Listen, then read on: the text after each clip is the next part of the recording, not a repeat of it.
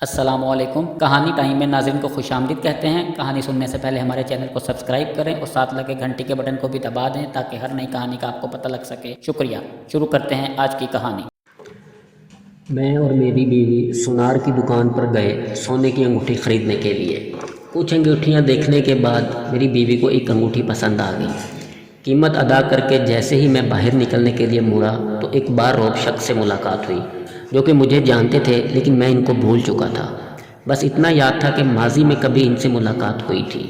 ये साहब बड़ी गर्मजोशी से मेरे गले मिले और सवालिया नज़रों से पूछने लगे, बेटा लगता है पहचानने की कोशिश कर रहे हैं आप। मैंने कहा, माजरत के साथ आपका चेहरा जाना पहचाना लग रहा है, लेकिन याद नहीं आ रहा कि आपसे कब मुलाकात हुई थी।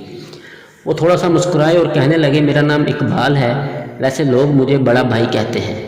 आज से चंद साल कबल आप अपनी फैमिली के साथ हमारे घर आए थे। गुलबर्ग में हमारा घर है, शायद आपको याद आ गया हो। इनकी बात सुनकर मेरा तो सर ही चकरा गया और मेरा रवैया बिल्कुल मौतबाना हो गया और मैं बेख्तियार बोल पड़ा, सब याद आ गया बड़े भाई, सब याद आ गया। मैंने सवाल किया, आप अकेले ही हैं या आंटी भी आई हैं? बड़े भाई ने जवाब दिया, जी आंटी भी आई हैं और दूसरे भाई भी आए हैं, वो बैठे हैं, आप इनसे मिल सकते हैं। एक साइड पर देखा तो आंटी बुर्का पहने बैठी थीं और साथ में ही दूसरे भाई भी खड़े चेहरे पर मुस्कुराहट सजाए मेरी तरफ देख रहे थे। मैंने अपनी बीवी को कहा कि आंटी को सलाम करो और बाद में इनका तारुफ करवाता हूँ। मेरी बेगम गई, आंटी को सलाम किया। आंटी ने बहुत ही अच्छे तरीके से मेरी बीवी के सर पर हाथ फेरा और फिर बहुत ही प्यारे अंदाज में मेरी बीवी को दुआएं दी। मैंने आंटी को बतलाया कि ये मेरी बीवी है और ये मेरा 3 साल का बेटा है। आंटी बहुत खुश हुई और अपने बेटे की तरफ आंखों ही आंखों में इशारा किया, जिसने मेरी बेटे की जेब में 1000 का नोट डाल दिया। मैंने बहुत इसरार किया ये गलत है, लेकिन आंटी ना मानी। कुछ इधर उधर की बातों के बाद मैं आंटी से आने का मकसद पूछा तो आंटी कहने लगी कि अल्लाह ने मेरी बेटी को बेटे की नेमत से नवाजा है, इसलिए बेटी के लिए और इनके अहले खाना के लिए कुछ तोहफ़े ख़रीदने आई हूँ।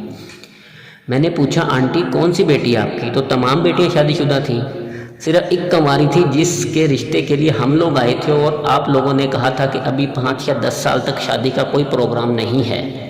हालांकि मुझे हैरानगी हुई थी कि घर पर रिश्ता के लिए बुलवा कर फिर कह देना कि 5 या 10 साल तक शादी का कोई प्रोग्राम नहीं, कितनी गलत बात है।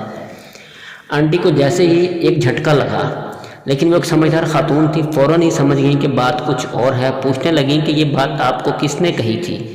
मैंने कहा, वालिद साहब ने कहा था। तो वो कहने लगी, नहीं, बात दरअसल कुछ और थी, लेकिन आपके वालिद साहब ने आपका पर्दा रखा था। मेरे अंदर एक तजस्सुस पैदा हो गया कि मेरे वालिद साहब हमसे कैसे गलत बयानी कर सकते हैं और मेरे वालिद साहब ने कभी भी झूठ नहीं बोला था। आंटी ने अपने बेटों को कहा कि मुझे मेरे बेटे के साथ अकेला छोड़ दें और मैंने अपनी बेगम को कहा कि तुम थोड़ा सा वक्त मुझे दो, बच्चे को कुछ खिलाओ पिलाओ। आंटी कहने लगी, बेटा जिस दिन तुम और तुम्हारे अहले खाना हमारे घर हमारी बेटी का रिश्ता लेने आए थे, मैंने उसी दिन तुम्हारे रिश्ता से इनकार कर दिया था, जो कि शायद तुम्हारे वालिदैन ने तुम्हें नहीं बतलाया। तुम एक पढ़े लिखे और मुआशरे में एक कामयाब शख्स साबित हो सकते हो, मुझे पहले ही इल्म था और मुझे मुकम्मल यकीन था कि मेरी बेटी को भी तुम खुश रखोगे। लेकिन नए लोगों से रिश्ता जोड़ने के लिए सिर्फ लड़के को ही नहीं देखा जाता, क्योंकि हमने मुस्तकबिल में आपस में मेल जोल रखना होता है। इसलिए लड़के या लड़की के घराने वालों को देखकर मुस्तकबिल का तयन किया जाता है कि ये घराना मुस्तकबिल में कितना कामयाब रिश्ता निभा सकता है। क्योंकि ज़िंदगी में उतार चढ़ाव आते रहते हैं और इन हालात में हमको किसी अपने की ज़रूरत होती है। इसलिए हम किसी ऐसे से रिश्ता नहीं जोड़ते जो खुशियों में हमारे साथ हो, लेकिन हालात के ख़राब होते ही वो हमसे जुदा हो जाए। इसलिए मैंने उस दिन आपके वालिद साहब और वालदा साहिबा को साफ साफ इनकार कर दिया था। हो सकता है कि उन्होंने आपको दुरुस्त बात ना बतलाई हो।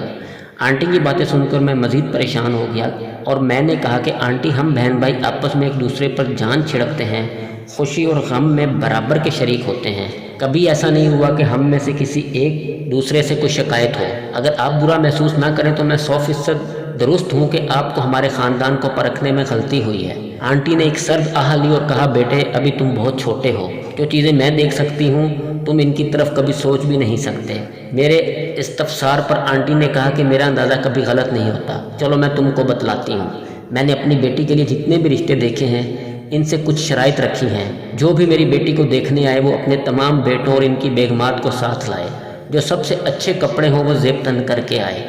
घर की औरतें अपने मुकम्मल जेवरात से सज कर आईं। अगर घर में हर फर्द की अपनी अपनी गाड़ी है तो वो अपनी अपनी गाड़ी में आई। ये शराइत बहुत अजीब थी, लेकिन बाज़ लोगों ने इसका ये मतलब लिया कि शायद हम लड़के वालों की माली हालत देखना चाहते हैं, लेकिन ऐसी बात नहीं है। अब जब आपके अहले खाना हमारे घर तशरीफ़ लाए तो मैंने सबसे पहले तुम्हारे दोनों भाइयों की गाड़ियाँ देखी जो कि कदर महंगी थी, जबकि तुम्हारे वालिद साहब की गाड़ी की मालियत इतनी नहीं थी जितनी तुम्हारे दोनों भाइयों की गाड़ियों की कीमत थी। इसी तरह फिर मैंने तुम्हारे वालिद साहब के कपड़ों का जायज़ा लिया तो मुझे महसूस हुआ कि तुम्हारे भाइयों के जिस्मों पर सजे हुए कपड़े ज़्यादा महंगे हैं, और यही हाल तुम्हारे वालिद साहब के जूतों का था। जब मैंने तुम्हारी माँ के जेवरात देखे तो इनकी मिकदार बहुत ही कम थी, जबकि तुम्हारे दोनों भाभियों के हाथ, बाजू और गले जेवरात से सजे हुए थे। फिर मैंने जब तुम्हारी भाभियों से पूछा कि घर का खाना कौन पकाता है तो तुम्हारी भाभियों ने कहा कि हम सब अलहदा पकाते हैं और तुम्हारे वालिदैन का खाना तुम्हारी बहन पकाती है। इसी तरह मैंने जब पूछा कि बच्चों को स्कूल कौन छोड़ता है तो मुझे पता चला कि तुम्हारे दोनों भाई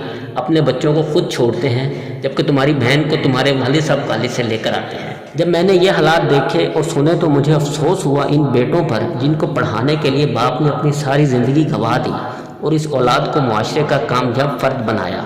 लेकिन जब औलाद की बारी आई तो औलाद वालिद का सहारा बनने की बजाय अपनी ज़िंदगी गुजारने पर रजामंद हो गई। तुम्हारे बाप ने तुम्हारे लिए भूख अफलास भी देखा होगा, पैदल सफ़र भी किया होगा, तुम्हारे मुंह में नवाला डालने के लिए भूख भी बर्दाश्त की होगी, तुम्हें अच्छा पहनाने के लिए खुद 2-3 साल एक ही जोड़े में भी गुजारे होंगे।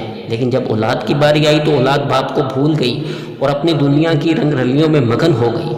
तुम्हारे भाइयों ने खुद तो नई गाड़ी ले ली, लेकिन इनको ख्याल ना आया कि हमारा बाप आज भी इसी पुरानी गाड़ी में सफ़र क्यों करता है, क्योंकि इस पर अभी भी तुम्हारी बहन की और तुम्हारी जिम्मेदारी है। इसका भी दिल करता होगा नए जूते और नए कपड़े पहनने को, लेकिन हो सकता है इसकी जेब में इस चीज़ की इजाज़त ना देती हो। लेकिन तुम्हारे भाइयों की जेब तो इजाज़त देती थी कि अपने बाप के लिए अच्छा लिबास, अच्छा जूता पहले ख़रीदते और अपने लिए बाद में, क्योंकि ये रवैया तुम्हारे बाप का था। जब भी इसने कोई चीज़ ख़रीदना चाही पहले अपनी औलाद का ख्याल किया, बाद में अपना सोचा। इसीलिए मैंने ये सारी बातें उसी दिन तुम्हारे वालिद से कर दी थी। हमें दुनिया की मालो दौलत नहीं चाहिए, हमें तो ऐसे रिश्तेदार चाहिए जो अपने से बढ़कर अपने रिश्तेदारों को तरजीह दें, ताकि कल को जब हम नीचे गिरें तो हमको मज़ीद नीचे दबाने की बजाय ऊपर को उठाएं, ताकि कल को जब वो नीचे गिरें तो हम इनको भी सहारा दे सकें। मालो दौलत, आला ओहदा या मर्तबा तो हमेशा नहीं रहता। हमेशा जो साथ चलते हैं वो सच्चे रिश्ते चलते हैं, और अगर रिश्ते बनाने में हमसे थोड़ी सी भी गलती हो जाए तो सारी ज़िंदगी भी तबाह हो सकती है और नस्लें भी तबाह हो जाया करती हैं। मुझे फ़ख्र है आपके वालिद साहब पर कि उन्होंने आपको हकीकत से आगाह नहीं किया और फिर भी आप लोगों की गलतियों पर पर्दा डालते रहे। लेकिन देखना यह है कि औलाद अपने वालिदैन का कितना ख्याल रखती है। वालिदैन तो हमेशा से ही औलाद के लिए कुर्बानियाँ देते आए हैं। अभी औलाद की बारी है और मुझे फ़ख्र है अपनी औलाद पर कि आज कुछ भी हो जाए मेरी औलाद मुझे हमेशा तरजीह देती है। मेरे लिए पहले ख़रीदती है, बाद में अपने बीवी बच्चों के लिए कुछ ख़रीदा जाता है। और मुझे फ़ख्र है अपनी औलाद पर कि वो भी अपने वालिदैन को अपनी ज़िंदगियों से ज़्यादा तरजीह देती है। और हमारा पूरा ख़ानदान एक जान की मानदित है। अगर किसी को किसी भी चीज़ की ज़रूरत पड़ जाए तो पीठ दिखाकर नहीं भागते, बल्कि ज़रूरत से ज़्यादा लेकर आता है। इसलिए मेरे बेटे, रिश्ते बनाना बहुत आसान है, लेकिन कामयाब रिश्ते चुनना और इनको निभाना बहुत मुश्किल है। कहीं एक नाअहल रिश्ता आपको इतना बड़ा नुकसान दे सकता है कि सारी उम्र की खुशियाँ गमों में तब्दील हो सकती हैं, और कामयाब रिश्ता आपको ऐसा सहारा दे सकता है कि तमाम ज़िंदगी के गम खुशियों में तब्दील हो सकते हैं। इतनी बात करने के बाद आंटी उठकर चली गई और मेरी आंखों के सामने मेरे वालिदैन का चेहरा घूमने लगा।